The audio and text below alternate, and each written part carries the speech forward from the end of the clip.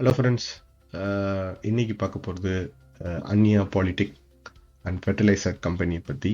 So ஃபினான்ஷியலாக கம்ப்ளீட்டாக என்ன, இந்த கம்பெனியோட ஃபினான்ஷியல் அனலிஸ் என்ன, வேல்யூவேஷன் எப்படி இருக்குது, இந்த ப்ரைஸ்க்கு இது வாங்கலாமா வேண்டாமா அப்படிங்கிற எல்லா டீட்டெயிலாக பார்க்க போகிறோம்.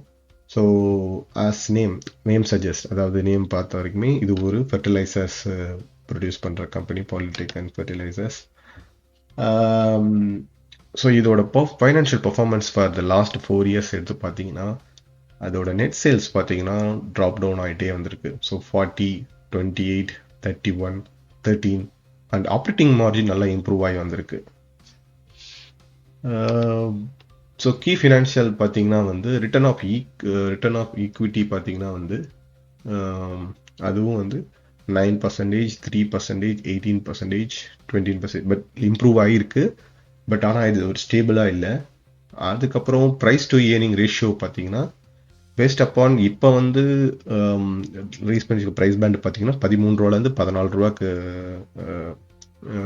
வந்து பிளான் பண்ணியிருக்காங்க.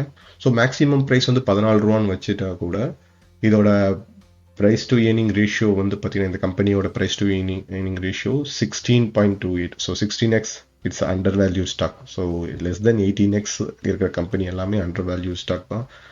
அண்ட் இது வந்து ஏர்னிங் பெர் ஷேர் வந்து 0.86. அதாவது நீங்கள் வந்து ஒவ்வொரு ஷேரும் 14 ரூபா கொடுத்து வாங்கினீங்கன்னா உங்களுக்கு ரிட்டனாக வந்து current last year statistics base பண்ணி உங்களுக்கு வந்து ஒரு ஷேருக்கு வந்து 14 ரூபா ஷேருக்கு வந்து உங்களுக்கு 0.86 வேல்யூ வந்து ஒரு ஏர்னிங் கிடைக்கும். ஸோ அதுதான் வந்து கான்செப்ட். அந்த 16x அப்படி தான் கால்குலேட் பண்ணுறாங்க. ஸோ என்ன அட்வான்டேஜ் பார்க்குறேன் அப்படின்னா வந்து ஃபஸ்ட்டு வந்து நான் முன்னாடி சொன்ன மாதிரி ஆப்ரேட்டிங் மார்ஜின் வந்து நல்லா அப் ஆயிருக்கு. So they are improving the profitability.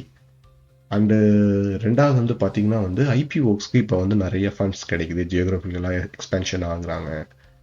And financial பொசிஷனும் வந்து கரண்ட் ரேஷியோ வந்து 3.44 தான் இருக்குது. So they are still improving. So இதெல்லாம் அட்வான்டேஜாக பார்க்குறேன். என்ன டிஸ்அட்வான்டேஜ் பார்க்குறேன்னா மெயின் 2 ப்ராப்ளம், முக்கியமான 2 ப்ராப்ளம் நான் பார்க்குறேன். ஃபஸ்ட்டு வந்து நெட் சேல்ஸில் வந்து ஃப்ளக்சுவேட் ஆகிட்டே இருக்குது. ஸோ நெட் சேல்ஸ் ஃப்ளக்சுவேட் ஆகும்போது ஆட்டோமேட்டிக்காக ரெவென்யூ பாதிக்கப்படும். ஸோ ரெவென்யூ பாதிக்கப்படும் போது ஆட்டோமேட்டிக்காக நெட் ப்ராஃபிட் குறையும். ஸோ இந்த ஒரு ப்ராப்ளம் இருந்துக்கிட்டே இருக்குது. அதுக்கப்புறம் இந்த லாஸ்ட்டு 4 to 5 years நான் அனலைஸ் பண்ணும்போது என்ன பார்த்தேன் அப்படின்னா வந்து இவங்களோட டெப்ட் லெவல் வந்து லாங் டேர்மாக வந்து சேம் லெவல்ஸை கீப் பண்ணிட்டு இருக்காங்க. ஸோ 5,000 crores, இப்போ லாஸ்ட் இயர் தான் வந்து 3,000 crores ஆக்கியிருக்காங்க. பட் லாஸ்ட் 3 to 4 years வந்து அவங்களோட டெப்ட் லெவல்ஸ் வந்து 1.13 ஈக்விட்டி ரேஷியோவில் இருக்குது, டெப்ட் டு ஈக்விட்டி ரேஷியோவில். ஸோ இந்த 2 மெயின் இஷ்யூஸ் வந்து எனக்கு வந்து ரொம்ப மெயின் இஷ்யூவாக தெரியுது.